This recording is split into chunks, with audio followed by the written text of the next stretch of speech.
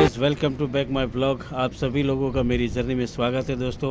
और आज मैं आपके लिए कुछ लेके आया हूँ, कुछ नई बातें, कुछ नया न्यूज़। और इस मेरे वीडियो के अंत तक आप बने रहिए। अगर आपको मेरा वीडियो अच्छा लगे तो प्लीज़ लाइक, शेयर और सब्सक्राइब करना मत भूलिएगा दोस्तों। सो गाइस, ऐसा है कि आज हम लोग यहाँ पे घूमने आए थे, तो आप सभी लोगों का आज मेरे इस जर्नी में स्वागत है। और हम लोग यहाँ इस पुर्तगाल में सभी एक मित्र यार सब लोग मिलजुल कर यहाँ पे हम लोग रहते हैं। तो सबसे बड़ी बात यह है कि आज हम लोग कई अलग अलग इस पुर्तगाल इस देश में अलग अलग देश से काफ़ी लोग यहाँ पे आते हैं, अपना ये रेसिडेंस कार्ड हासिल करते हैं। और जब तक रेसिडेंस कार्ड नहीं मिलता है तब तक ये 2-3 साल का एक सफ़र, बहुत ही एक संघर्ष भरा सफ़र रहता है। लेकिन फिर भी लोग अपनी मंजिल तक पहुँचने के लिए दोस्तों यहाँ पे कुछ ना कुछ मेहनत करते रहते हैं, अपना वक्त यहाँ पे सफ़र काटते रहते हैं। तो ये है कि यहाँ पे मेरे साथ जो दोस्त हैं, इन्होंने भी यहाँ पे 2-3 साल का सफ़र काटा हुआ है। और इनकी संघर्ष की अगर हम बात करें तो इनको भी मैंने पूछा था कि भाई जब यहाँ पे आए तो किस तरह और कहाँ पे आए थे और कहाँ रहते। तो हम सब लोगों की एक ऐसी एक कहानी है, एक ऐसा संघर्ष है कि जो भी मेरे भाई जो भी यहाँ पे जो भी आते हैं, क्योंकि पाकिस्तानी जो भी आते हैं, फैमिली मेरे भाई सिंगल सभी हमारे एक परिवार जैसे हैं, बांग्लादेशी भी आते हैं वो भी हमारे परिवार जैसे, नेपाल से भी लोग आते हैं वो भी हमारे परिवार जैसे हैं। सभी लोग जब यहाँ पे आते हैं तो हम सब एक परिवार की तरह रहते हैं। हालांकि हम अपने देश में मानते हैं कि हमारी एक सोच विचारधाराएं अलग होती है, लेकिन पुर्तगाल ही ऐसी एक कंट्री है कि सभी लोगों को माँ बाप भाई बहन और सभी परिवारों को यहाँ पे एक मिलाने का काम करती है। इससे बड़ी क्या होने की चीज़ चाहिए। और अगर हम देखने जाएं तो दोस्तों यहाँ पे हम शेयरिंग में, इस पुर्तगाल की एक कहानी ऐसी कि हमको शेयरिंग में रहने का मौका मिलता है। हाँ जी दोस्तों, अब ऐसा है कि यहाँ पे पुर्तगाल में ऐसा है कि यहाँ पे अपार्टमेंट और घर मिलना बहुत ही टिपिकल है, बहुत ही मुश्किल है। लेकिन दोस्तों ऐसा है कि यहाँ पे कई कंपनियाँ हैं, कई लोग यहाँ बहुत काफ़ी साल से रहते हैं, जिनका रेसिडेंस कार्ड है, वो अपने अपार्टमेंट या घर या रेंट में लेके बैठे हैं। तो यहाँ पे इस यूरोप कंट्री में सबसे एक रहने की सगवड़ अगर हमको मिलती है तो वो है शेयरिंग। और शेयरिंग में देखिए अलग अलग देश से आके यहाँ पे शेयरिंग में रहते हैं। और कई हम सब लोग रहते थे एक रूम एक अपार्टमेंट में, और वहाँ पे हमारे रूम में हम लोग थे इंडियन, दूसरे रूम में पाकिस्तानी फैमिली और सिंगल थे, कहीं और रूम में बांग्लादेशी थे, कहीं और में नेपाल देश से थे। तो सभी हम लोग एक प्यार से एक फैमिली की तरह एक दूसरे के सपोर्ट में हम लोग यहाँ पे रहते हैं। तो सही में हमें ऐसा लगा था कि सही में कि यहाँ आके हमें समझ में आया, हमें एहसास हुआ, हमें समझ में आया कि सही में पाकिस्तानी जो लोग हैं इनका बोलने का जो लहजा है बहुत ही अच्छा लहजा है, बहुत ही लोग अच्छे हैं। बेहतर ही है कि हमारे लोग यहाँ पे उन लोगों के साथ हमें रहने का बहुत अवसर मिला। बांग्लादेशी लोग हैं, नेपाल से भी है, सभी को लोगों के साथ हमें शेयरिंग में रहना पड़ता है यहाँ पे दोस्तों।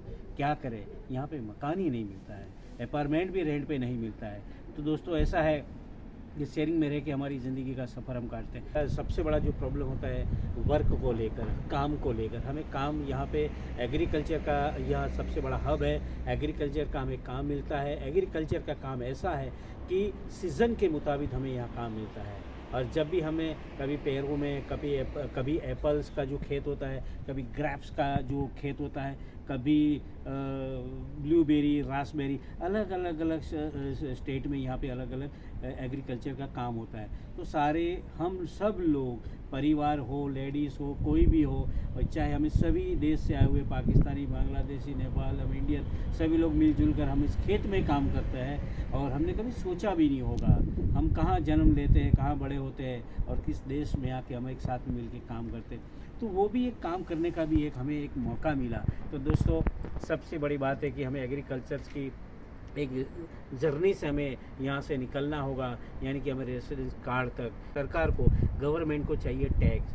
हमारा जो यहाँ के लॉ के मुताबिक अगर हम हमारे फाइल, लॉग, डॉक्यूमेंट्स, पेपर अगर कंप्लीट हम बना के अगर चलते हैं तो हमारा 12 महीने का या 1.5 साल का जब तक मेल नहीं आता है तब तक हमारा कम से कम टैक्स होना ज़रूरी है। जो लीगल अनलीगल की जब मैंने बात की थी, जो अनलीगल है, अनलीगल ऐसा है कि जो यहाँ लोग आ जाता है, इसका वीज़ा जो शेंगन में होता है, वीज़ा की एक्सपायरी डेट हो जाती है तब भी यहाँ वो रुकता है। अगर बाद में अगर अपने डॉक्यूमेंट्स बना के सेफ लॉक करता है, उसे अनलीगल कहा जाता है। कम से कम उनको 12 महीने का टैक्स चाहिए।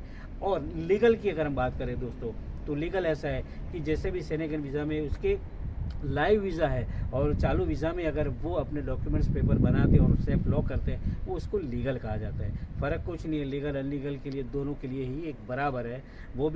वो भी आर्टिकल अगर हम देखने जाए तो 88 में हम सब के लिए बहुत ही बेहतर होता है। और आर्टिकल जो 88 ये बहुत ही अच्छा है। इसमें हमारा जो लीगल लोग हैं उसके 6 महीने का कम से कम 8 महीने का टैक्स होना ज़रूरी है, वो भी फुल टैक्स।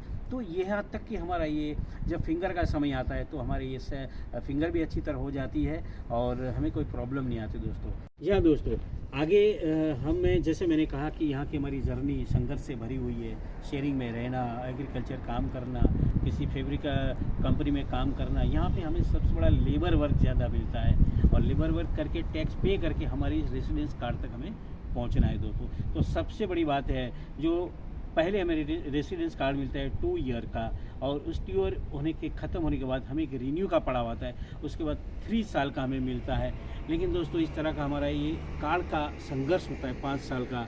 उसके बाद हम पासपोर्ट के लिए हम अप्लाई कर सकते हैं। उसके लिए हमें लैंग्वेज की ज़रूरत है, सबसे बड़ी दोस्तों लैंग्वेज की ज़रूरत है। लैंग्वेज भी हमें सीखना ज़रूरी है दोस्तों। तो दोस्तों ऐसा है कि मैं आगे भी कई मेरे वीडियो आएंगे। अगर मेरा ये दोस्तों वीडियो अगर आप लोगों को अच्छा लगे तो प्लीज़ लाइक और शेयर और सब्सक्राइब करना मत भूलिएगा दोस्तों। और दूसरी बात मैं ये कहूँगा कि मैं आने वाले कई वीडियो, क्योंकि आप मेरे सब्सक्राइब बटन बेल आइकन दबाएंगे तो मेरे आने वाले कई वीडियो की नोटिफिकेशन आपको मिलती रहेगी। और उसी वीडियो में मैं आगे भी कई न्यूज़ लेके आऊँगा।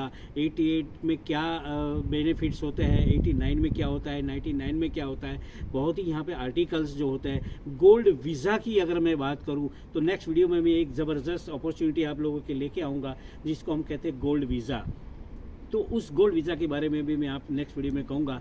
तो मेरे नेक्स्ट वीडियो के आप लोग मेरे साथ बने रहिए और आप मेरे को बस सपोर्ट। और आप सभी लोगों का मेरा प्यार भरा नमस्कार और आप सभी लोगों को नमस्ते, जय हिंद, अस्सलाम वालेकुम, सत श्री अकाल, बाय बाय, थैंक यू।